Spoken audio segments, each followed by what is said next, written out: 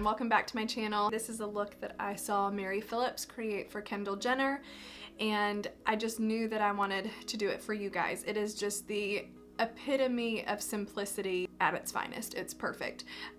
Very, very simple skin, very simple eye, and a bold lip.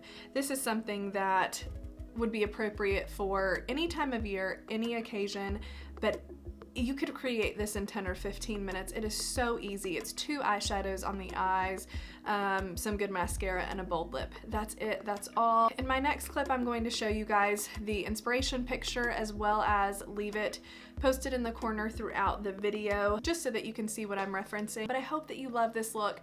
I hope it's easy for you to recreate, and I hope to see you guys back for future videos. If you have not already done so, please make sure that you subscribe and ring the bell.